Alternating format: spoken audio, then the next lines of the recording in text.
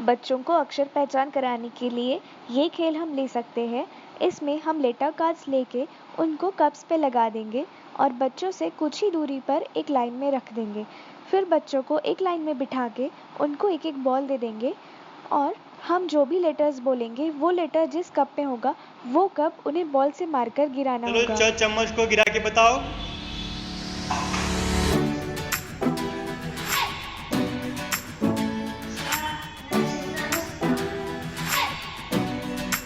चलो अब द दवात का गिरा के बताओ। मारो, फिर से एक बार मारो। रुको,